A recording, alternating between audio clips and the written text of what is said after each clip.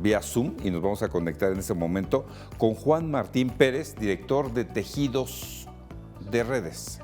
Tejiendo Redes, perdóname usted, director de Tejiendo Redes. Juan Martín Pérez, ¿cómo estás, Juan Martín? Muy buena tarde, gracias por esta oportunidad. Muchísimas gracias. Oye, tenemos información sobre este tipo de casos. No es la primera vez que ocurren. Se ha visto este tipo de peleas desde, pues obviamente desde mi época, pero hoy por hoy se han viralizado justamente porque tenemos teléfonos celulares y en ese momento se pueden grabar las cosas.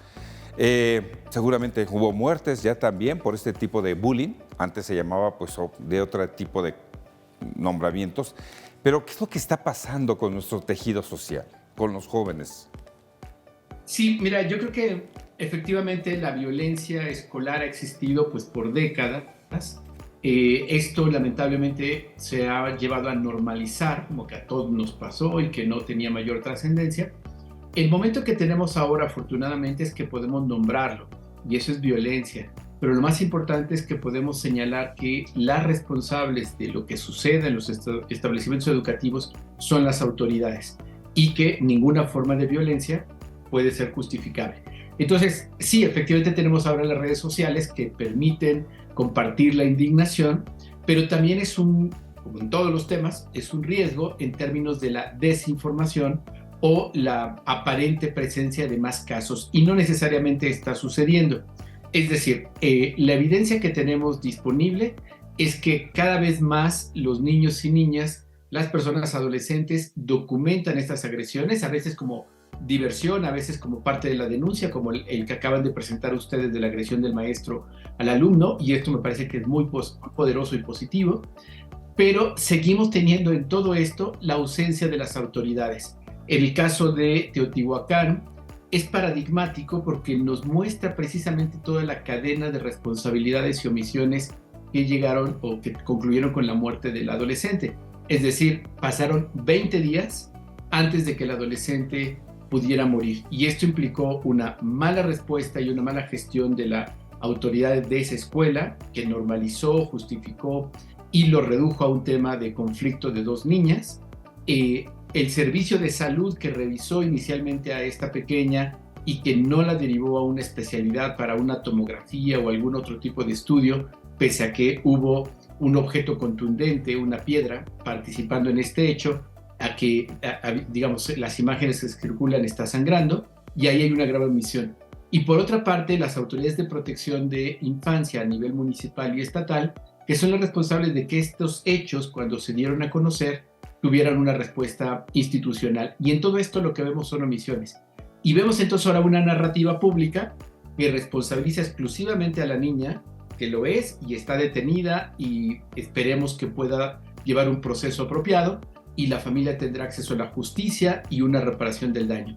Pero lo que nos preocupa es que la Fiscalía está dejando en la impunidad adulta el tema y no hay señalamiento ni alguna forma de mostrar que esto se pudo prevenir o que la niña no tuvo que haber muerto si las personas adultas, las autoridades, hubieran hecho su trabajo. Entiendo perfectamente que la institución educativa es parte fundamental, ¿no?, de este tejido social, pero ¿qué hay con los padres de familia? ¿Qué hay al interior de la casa? ¿Desde dónde empieza justamente, desde dónde empieza esta violencia? Sí, hay, digamos, como contexto, si nosotros lo pudiéramos imaginar como círculos concéntricos, desde el contexto familiar se va ampliando hacia la familia extensa, la comunidad, la escuela, y idealmente cada uno de estos círculos tendrían que ser mecanismos de protección.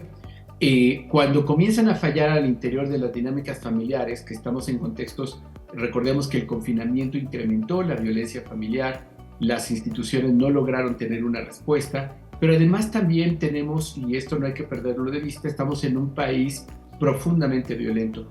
Ocupamos las principales ciudades, de las 10 principales ciudades más violentas del mundo están en nuestro país.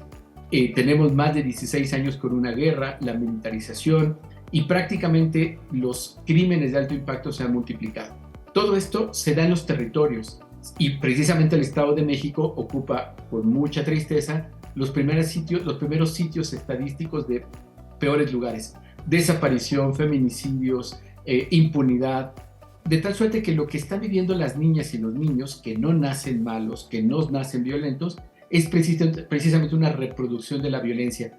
El acoso escolar es esa reproducción de la violencia, y ya se ha explicado que muchos de los niños, o la gran mayoría de los niños y niñas agresoras, viven violencia en su contexto familiar, incluso en la propia escuela, y están literalmente pidiendo ayuda y que no la estamos mirando. Entonces, sí es el tejido social, pero tiene que ver en buena medida con la violencia que se ha generalizado en nuestro país, con altos niveles de impunidad, y este caso es importante porque la adolescente ya está detenida, recibirá un tratamiento de acuerdo a su edad, la familia deberá tener acceso a la justicia y una reparación, y eso es lo que ayuda a recomponer el tejido. Ojalá en esta escuela y en todo el país esta conversación sobre la violencia y el acoso escolar se dé, y que entendamos que la única manera de hacerlo no va a ser revisar mochilas, no va a ser criminalizar a los que ejercen violencia, sino abrir espacios de participación para poder recuperar el tejido de esta comunidad educativa que en todo el país está deteriorada. Sí, pero la violencia no se va a acabar para el día de mañana. Y entonces me estoy incluyendo yo porque pues estamos transmitiendo imágenes como las que se están convirtiendo virales. Este espacio informativo, como cualquier otro, estamos transmitiendo justamente porque tenemos un fin. Poner en visto justamente para los padres de familia lo que está pasando. ¿Cuál sería de alguna manera pues algún ejemplo para cortar por lo tajo esto de manera rápida? Porque la violencia en México va a continuar. Las imágenes en los espacios informativos vamos a seguir transmitiéndolas justamente para que sea como un referente de lo que está pasando, porque la televisión educa de alguna manera. Sí, y mira, yo tomo este tema y te agradezco muchísimo la confianza, y animaría. La Octava ha hecho un trabajo impresionante desde la ética del periodismo profesional, pero un video no es útil. El hecho noticioso se puede cubrir con un fotograma y la descripción comentada, porque precisamente el impacto que tiene la reproducción de las redes sociales o los medios de comunicación es mayor. Y reitero, un fotograma explica lo que está sucediendo y nos concentramos en el hecho noticioso. Pero voy a otro elemento central. Las familias tenemos que conversar de esto. Y esto lo podemos hacer todas y todos. No esperamos a que venga nadie del gobierno a hacerlo. Y sí, lo que puede hacer el gobierno y las autoridades educativas son prácticas que ya operan en otros países. Y les pongo un ejemplo concreto. Mediadores de paz escolares en España, pueden buscarlo en internet, Barcelona, por poner un ejemplo, y son estudiantes que de manera voluntaria participan 6 meses en una capacitación sobre cultura de paz y resolución no violenta de conflictos, y de manera voluntaria son ellos los que acompañan a otros niños y adolescentes que están teniendo conflictos o acoso escolar con su propio lenguaje, con su propio espacio y dinámica y seguimiento de acuerdos. Se logra reducir la violencia. Esto es muy eficaz, no cuesta dinero, es sostenible porque se hace desde ellos y de ellas, y cumple con los principios centrales de los derechos de niños y niñas. Escucharles, que participen y se organicen para solucionar los problemas que les afectan de inmediato. Juan Martín Pérez de Tejiendo Redes, muchísimas gracias por acompañarnos, por ponernos en contexto justamente lo que está pasando, y esperemos que se acabe esto de tajo, porque hoy por hoy hay una madre que está sufriendo justamente por la muerte de su hija, y todo porque pues desde casa inicia la violencia, ¿no? Sí sabemos que vivimos en un país sumamente violento, que los medios de comunicación van a seguir utilizando pues imágenes como para que el público podamos de alguna manera educar o entender qué es lo que está pasando con nuestra sociedad. Estamos justamente de alguna manera podridos por lo que está ocurriendo. Hoy por hoy pues las familias, ¿no? Hay veces no permiten los padres de familia que los hijos se eduquen, ¿no? De una manera formativa. Entonces sí puede ser un grave problema, porque hoy una mujer sufre la muerte de su hija, mañana ¿quién?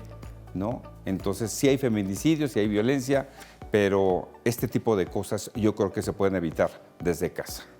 Totalmente, toda la violencia es prevenible y ninguna forma de violencia es justificable. Gracias por la oportunidad. Juan Martín Pérez, muchísimas gracias por la oportunidad que nos das a nosotros. Te agradecemos mucho y estaremos en contacto contigo. Claro, gracias, muy buena tarde. Gracias.